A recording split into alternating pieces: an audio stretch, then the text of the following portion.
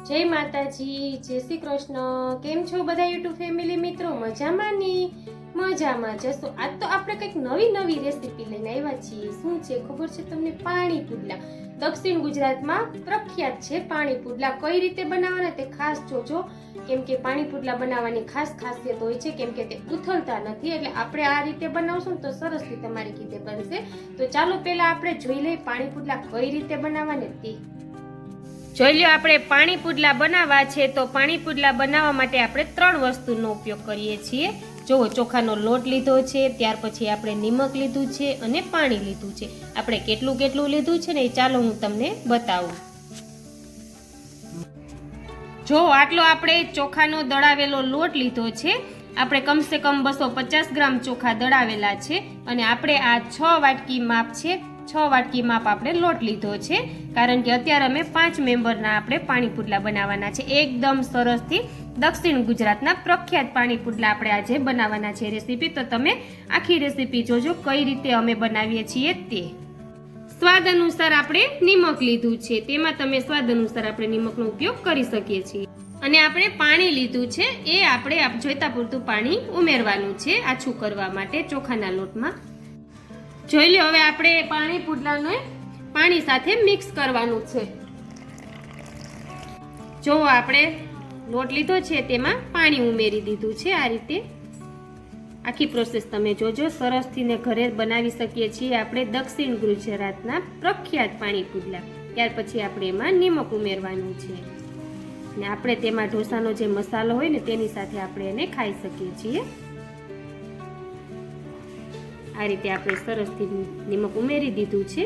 એ પછી તમે જોઈતા પૂરતું જો આપણે સરસથી એકદમ પાણી મિક્સ કરી દીધું છે। હજુ આપણે જોઈતા પૂરતું પાણી એમાં ઉમેરવાનું છે। જો આ રીતે સરસથી ચોખાના લોટમાં આપણે નિમક નાખ્યું છે, ત્યાર પછી એમાં પાણી ઉમેર્યું છે,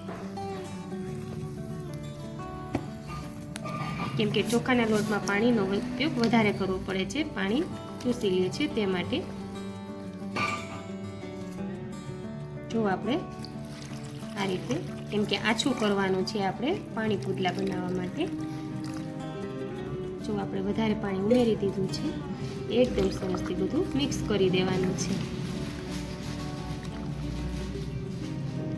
જો સરસથી આપણે તૈયાર કરીએ છીએ।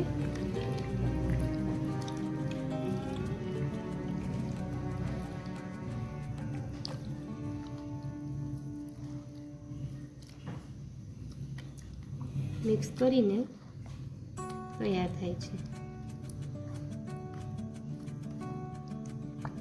અત્યારે આપણે પાણી પુડલાનું મિશ્રણ તૈયાર કરીએ છીએ। ચાલો આ રીતે આપણે તૈયાર થાય છે।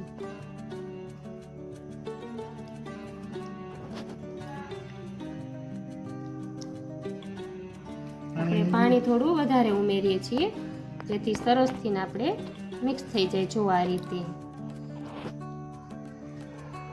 સરસથી આપણે લોઢીમાં બનાવી શકીએ છીએ, કેમ કે આપણે આમાં પાણીનો ઉપયોગ વધારે કરવો પડે છે। ચોખાનો લોટ છે તે વધારે પાણી ચૂસી લે છે, તેથી એકદમ આપણે એને ઘટ અને આછું બનાવવાનું છે। જો લ્યો આ રીતે, હજુ આપણે જરૂર પડે તો પાણી ઉમેરશું। એકદમ સરસથી હાથ વડે મિક્સ કરી દેવાનું છે, જે ગાંઠી ગાંઠી ના રહે એનું ખાસ ધ્યાન રાખવાનું છે। જો આ રીતે એનું મિશ્રણ ખાસ જોજો તૈયાર કરવાનું કઈ રીતે તે। જોઈ લો, સરસથી આ રીતે આપણે પાણી પુડલાનું મિશ્રણ તૈયાર કરવાનું છે। જો આ રીતે એટલું આછું કરવાનું છે, જો તમે જોઈ શકો છો। જો આપણે પાણી પુડલા સાથે છે ને આપણે જે ઢોસાનો મસાલો બનાવીએ ને બટેટાનું સ્ટફિંગ, એ સરસથી બનાવવાનું છે। તો આપણે તેનો વઘાર કરી લઈએ। જો આ રીતે સરસથી પહેલા આપણે રાઈ ઉમેરી દઈએ। અમે તમને બતાવીએ છીએ કે આ રીતે આપણે પાણી પુડલા સાથે લઈ શકીએ છીએ। જો ત્યાર પછી આપણે લીમડો છે, પછી લાલ મરચાં છે, સરસથી આપણે એમાં વઘારમાં ઉમેરી દઈશું। તો પાણી પુડલા સાથે આપણે આ મસાલો લઈ શકીએ છીએ। ડુંગળી છે, આપણે હિંગ નાખી છે, ત્યાર પછી આપણે જો ડુંગળી કટકા કરી લીધા છે તેને ઉમેર્યા છે. આપણે આને પાણી પુડલાને આપણે કોઈ પણ શાક સાથે પણ ખાઈ શકીએ છીએ અને આની સાથે પણ ખાઈ શકીએ છીએ. સરસથી હવે આપણે બધું મિક્સ કરી દેવાનું છે. આ રીતે બધું મિક્સ કરવાનું છે.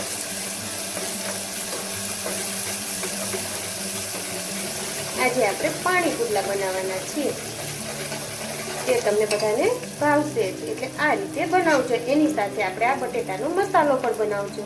અને આપણે પાણી પુડલા બનાવવા માટે આપણે છે ને જોયું આ રીતે છે ને આપણે નોનસ્ટિકની જે લોઢી હોય ને ઢોસાની તેનો ઉપયોગ કરવો છે. કેમ કે સરસથી આપણે પડ જેવા થઈ જાય અને ઉઠલાવવામાં પણ મજા આવે. તો આ રીતે આપણે આખી લોઢીમાં આ રીતે આપણે સ્પૂન વડે તેલ લગાવી દેવાનું છે. જે આપણે આ બ્રશી સ્પૂન હોય ને તેનાથી આ રીતે આપણે આખી લોઢીમાં લગાડી દેવાનું છે. અને આપણે તેને પાણી પુડલા સરસથી આપણે ઉથલી શકીએ. અત્યારે આપણે સ્ટવ ધીમો કરીને એને ગરમ મૂકી દીધી છે. એટલે આપણે એમાં ટમેટાને જે ક્રશ કરેલા છે તેને ઉમેરી દઈશું. તેમાં આપણે એકદમ સરસથી આદુને ખમણી નાખશું. આ રીતે આપણે અત્યારે બનાવીએ છીએ પાણી પુડલા સાથે આપણે ખાવાના છે મસાલો તે. ત્યાર પછી આપણે એમાં સ્વાદ અનુસાર નિમક ઉમેરવાનું છે. જોજો ત્યાર પછી આપણે તેમાં લાલ મરચું પાવડર ઉમેરવાનું છે. સરસથી સેજ આપણે એમાં પાણી ઉમેર્યું છે. ત્યાર પછી લાલ મરચું પાવડર ઉમેરવાનું છે. સેજ હળદર ઉમેરવાની છે.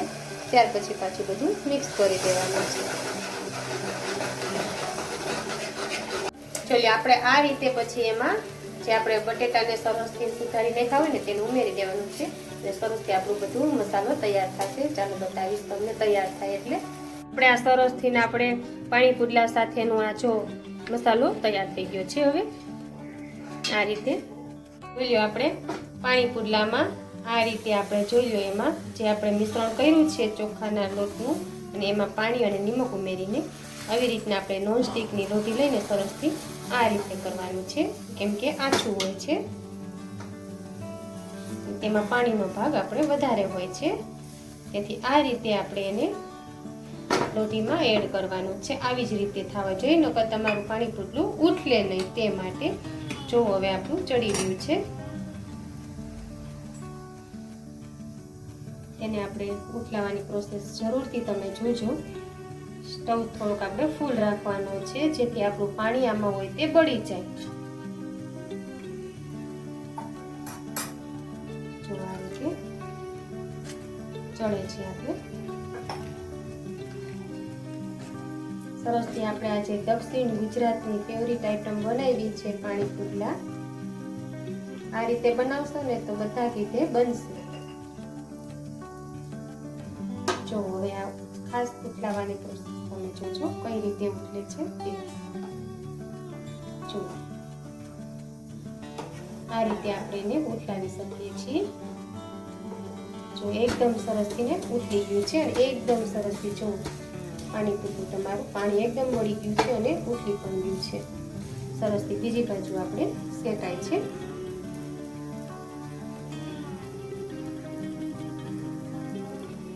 ઓનલી ચોખાનો લોટ જ હોય છે આમાં. એ આપણે દળાવીને એમાં પાણી મિક્સ કરીને આપણે આજે પાણી પુડલા બનાવ્યા છે.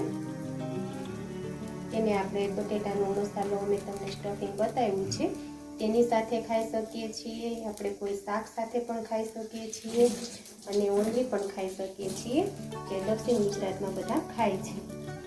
આ રીતે જોયું સરસથી આપણું પાણી પુડલું ચડે છે. જો આ રીતે સરસથી બંને બાજુ ચડી ગયું છે. જોયું હવે આપણે એને બાર ડીશમાં એડ કરી દેવાનું છે. આ રીતે જોયું હવે આપણે એને ડીશમાં એડ કરી દીધું છે. જોઈ લો આપણા સરસથી આ રીતે પાણી પુડલા તૈયાર થઈ ગયા છે. અને આપણે આ રીતે જોવો પુડલા સરસથી પાણી પુડલા આ રીતે આછા સરસથી જોવો બની ગયા છે.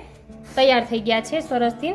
અને આપણે આ રીતે તેમાં સાથે લેવાનો મસાલો બનાવ્યો છે સરસથી બટેટાનું સ્ટફિંગ. જો લે આ રીતે બનાવશો તમે ચોખાના લોટનું એટલે જરૂરથી આ રીતે બનશે અને બધાને ભાવશે. નાના અને મોટાને પણ ભાવશે. જોજો